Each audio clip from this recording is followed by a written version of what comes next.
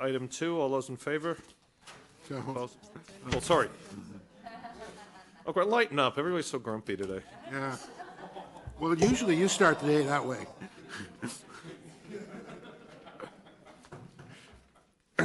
I note that was my staff laughing.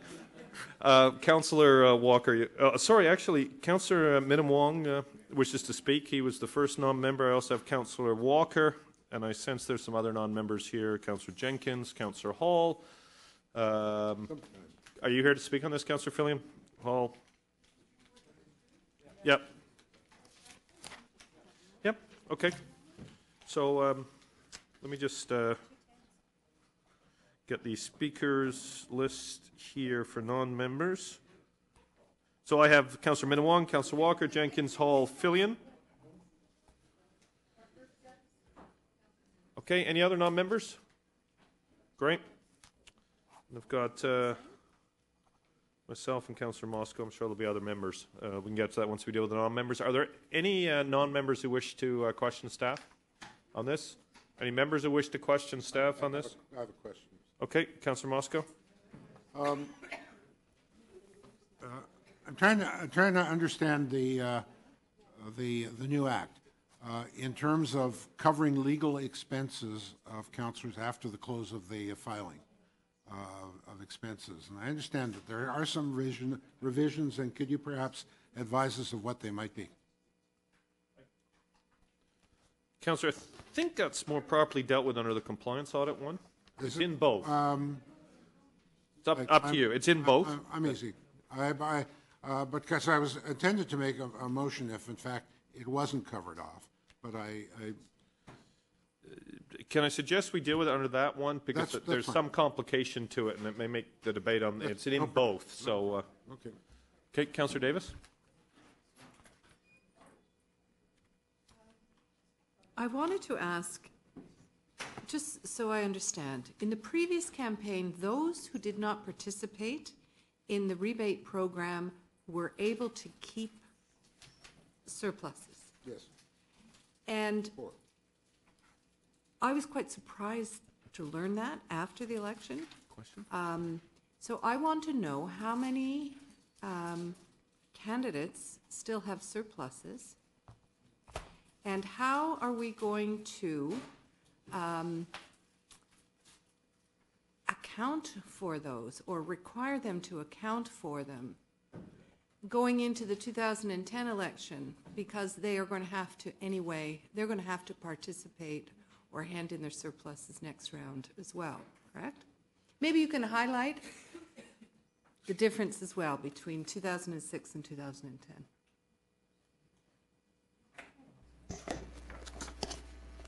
There are 4 members of council who have a surplus from 2006. There are additionally 3 other candidates who have surpluses to carry forward. They can carry them into this election. They can use the money for this election. They are not permitted, however, if they have a surplus after 2010, to carry it forward any further. So if they participate in the rebate program in 2010, and they have a pot of money over here they're spending from the last campaign, and they're now going to have to account for the amount that they're spending and the contributions through the rebate program, do they have to account for their spending of the surplus? Yes. Okay, so the surplus, is it available now and publicly known? No, not until they file their nomination papers. Okay, and then it will be known publicly. Okay. What I have is a list of all of the requests that we made to the provincial government for amendments to the Elections Act, and there are dozens of them. Is it possible for you to compare what we asked for and what we got? Because it's virtually impossible with the reports we have before us to know what were we successful at achieving in the Act, what we didn't get, and some rationale for why those changes weren't made. And I'm not specifically speaking to just election financing, but all of the other things that we spent months negotiating.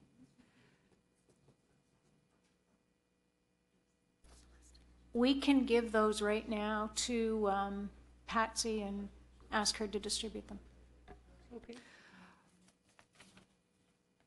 Okay, that's fine. Why would you not have put it in the report so we could have been able to read them before today?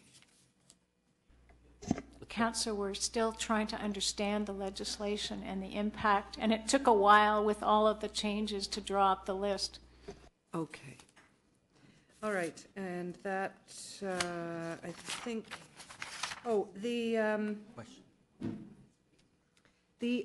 so they have changed the legislation, as Councillor Moscow suggested, to allow for the opening of the surpluses, or allow for the opening of statements. Does it allow for candidates to make corrections?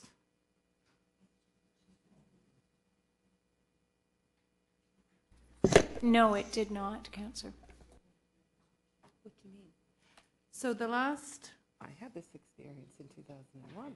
Councillor, So- your 5 minutes are up, so So Last if I could question? just ask, last question. as a result of the audit that we did last year, there were many councillors who had minor accounting or addition errors and things like that in their financial statements, which I'm sure they would have preferred to have corrected for the record, and would have been better to have corrected and to have the surplus adjusted. Now there aren't going to be surpluses, so I suppose it doesn't matter, but why would there not be some ability to make corrections? I think we asked for that.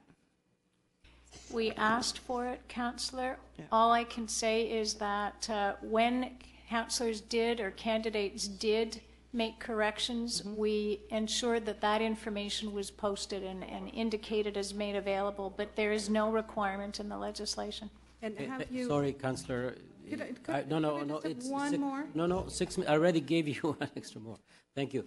Next questioner is Councillor Fletcher, I believe. Go ahead. I'm just interested a little bit on the non-rebated money sitting in the account for 2010. And two scenarios. One, you now use the money in 2010. Will rebates be given to those donors after the election is over for the amounts collected that are going to be used by those candidates?